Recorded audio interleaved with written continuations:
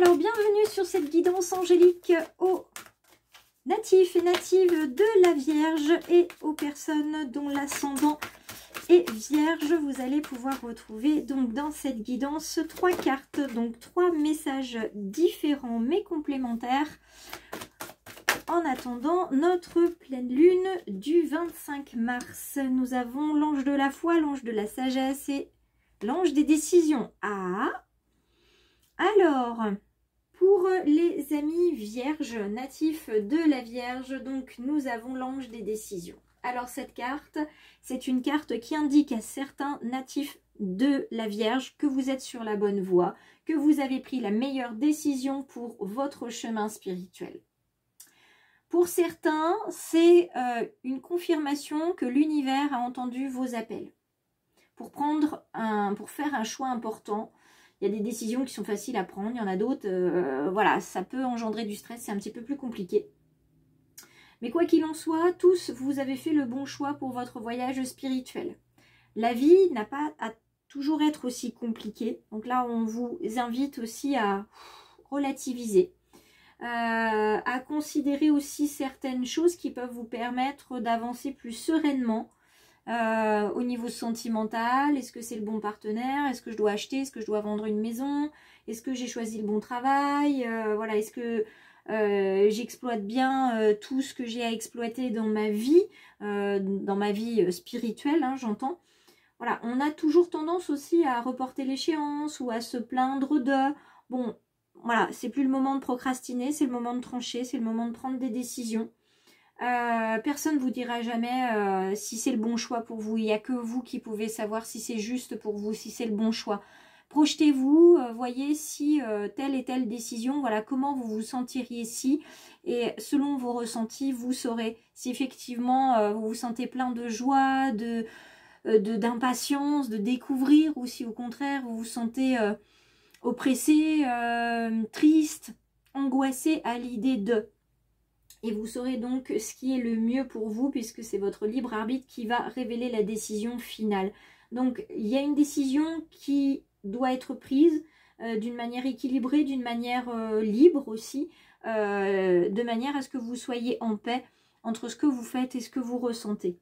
L'ange de la sagesse, lui, il vient confirmer tout ça, hein. Il vient vous dire que de toute façon, vous n'allez pas choisir les choses sur un coup de tête. Bien au contraire, vous allez tout simplement vous dire, bon, bah voilà, j'ai des décisions à prendre, je me tracasse peut-être pour ci et pour ça, mais finalement, ben, il n'y a peut-être pas tant de bile à se faire par rapport à cette question-là, à cette situation-là. Peut-être qu'il vaudrait mieux que je canalise un petit peu toute cette énergie-là, peut-être parce que en écrivant, peut-être en faisant des peintures, des dessins, enfin voilà. Il y a des livres, il y a des cours, il y a des méditations aussi qui peuvent vous permettre de vous connecter avec vous. Et puis là, cette carte-là, elle vous invite à vous connecter à d'autres âmes telles que la vôtre, à trouver une famille d'âmes, à retrouver votre famille d'âmes qui vous permettra d'être dans la même vibration d'énergie que vous.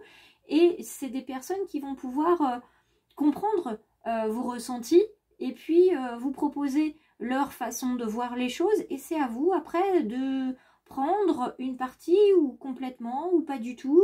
Voilà, de vous inspirer peut-être aussi. En tout cas, c'est des personnes, des âmes qui vont vous permettre de vous guider à prendre les bonnes décisions dans votre vie. Donc, voyez les personnes autour de vous, voyez aussi en vous. Et puis la carte de l'ange de la foi, eh bien là, elle est aussi claire que les deux autres, puisque c'est une carte qui vous annonce tout simplement qu'il faut garder la foi, de croire que tout est possible. Si on vous a laissé tomber, ou si vous-même vous avez laissé tomber un projet, ou si vous avez quitté quelqu'un récemment, eh bien, gardez la foi en un jour meilleur, en un projet qui ne s'est pas fait mais qui se fera peut-être différemment ou qui a besoin d'être retravaillé. Ça c'est important. La foi, c'est une chose qui s'éprouve, c'est une chose qui doit rester ancrée en vous, quoi qu'il advienne, quoi qu'il se passe, elle est à vous. C'est une des choses les plus difficiles hein, qu'il nous est demandé de conserver par l'univers. Et cette carte, elle vous dit qu'en cas de besoin, la foi, elle ne bouge pas. La foi en l'univers, elle ne bouge pas. La foi en vous, elle ne doit pas bouger non plus. C'est comme ça que vous allez surmonter les épreuves actuelles et à venir. Alors elle peut être ébranlée, la foi, ça c'est sûr. Mais quoi qu'il en soit, elle est en vous. C'est votre lumière. Et on vous demande de ne jamais laisser personne, ni vous-même d'ailleurs, l'éteindre. Ne laissez pas votre petite lumière s'éteindre. Vous êtes quelqu'un, une âme qui est guidée par le royaume angélique. Vous avez la foi de croire que tout est possible. Donc ce serait dommage en fait de laisser partir tout ça. Vous avez foi en l'univers, vous avez foi dans les autres. Vous faites partie de ceux en fait sur cette terre.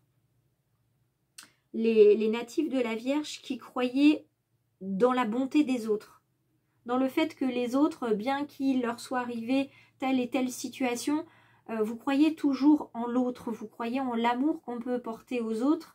Donc gardez cette foi, continuez de développer votre sagesse et puis les décisions que vous avez à prendre, eh bien vous les prendrez quand vous serez prêt et surtout parce qu'elles seront justes et en résonance avec vous. J'espère d'ailleurs que cette guidance aura résonné, que vous aurez envie de vous abonner, de me suivre aussi sur les réseaux Facebook, Instagram et si vous avez besoin de me contacter, regardez dans la barre de description, vous avez plein d'infos. À très vite les amis natifs de la Vierge, on se retrouve pour les guidances quotidiennes, je l'espère.